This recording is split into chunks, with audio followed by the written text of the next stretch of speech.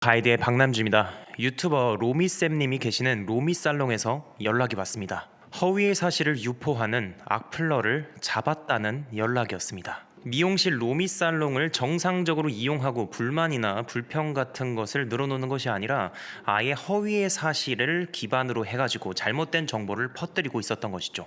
이런 것은 정당한 비판 리뷰와는 완전히 다른 얘기입니다. 이런 식으로 사실과 자신의 경험에 기반한 정당한 리뷰를 하는 것이 아니라 나쁜 목적을 가지고 허위의 사실을 퍼뜨려서 어떤 업체를 괴롭히게 되면 형법 그리고 정보통신망법상의 명예훼손에 해당될 수 있고 형법상의 업무방해죄에 해당될 수도 있습니다. 자, 그러면 이 악플러를 실제 잡았다고 하니까 직접 가서 어떤 일인지 정확하게 들어보도록 하겠습니다.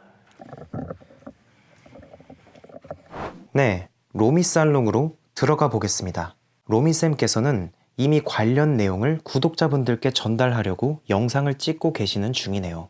이 사건의 내용을 간단히 요약하자면 로미살롱이 신규 매장을 열게 되었는데 어느 날 갑자기 맘카페에 악플이 달리기 시작했다고 합니다.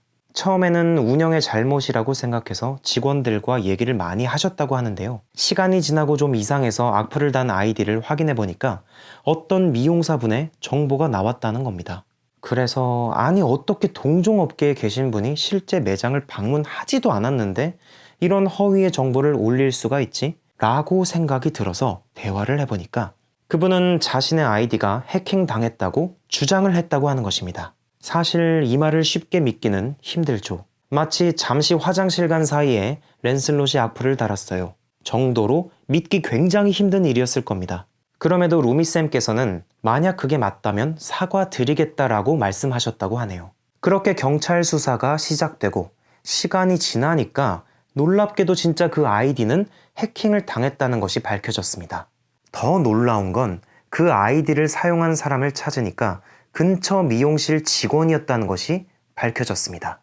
그러니까 근처 미용실 직원이 다른 미용사의 아이디를 도용해서 맘카페에다가 로미살롱에 대한 나쁜 허위 사실을 유포했다는 것이죠. 그래서 이 사람은 업무방해죄와 명예훼손죄 외에도 정보통신망법 제48조 제1항의 죄도 범한 것입니다. 물론 지금 보신 최대 형량을 받을 확률은 굉장히 떨어지겠지만 가볍게 볼 수 없는 죄들을 여러 저질렀다는 것입니다. 저는 로미쌤께 이런 내용과 함께 민사소송도 진행하셔야 한다는 말씀을 드리고 로미살롱에서 나오게 됐습니다. 만약 상황이 잘 맞아떨어진다면 저희 법률사무소에서도 도와드리고 싶네요.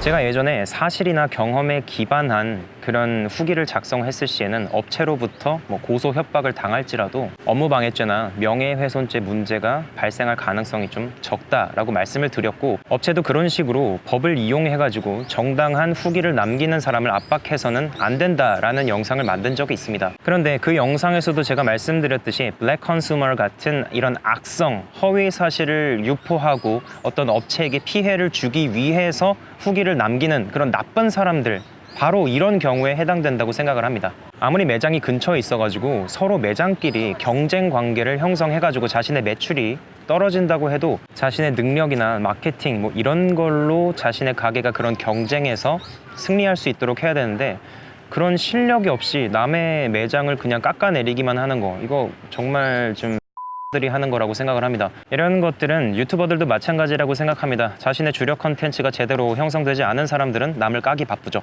왜냐하면 자신의 장점 그리고 자신의 능력들로 그런 컨텐츠를 채워야 하는데 채울 게 없으니까 당연히 남을 까는 걸로 채우는 거라고 생각을 합니다. 앞에서도 제가 말씀드렸듯이 로미살롱과 저희 법률사무소가 상황이 맞는다면 저는 로미살롱이 손해배상을 받을 수 있도록 돕고 싶습니다. 앞으로 그런 상황들이 나오면 계속해서 영상으로 여러분들에게 알려드리도록 하겠습니다. 네, 오늘 영상은 여기까지입니다. 시청해주셔서 감사합니다.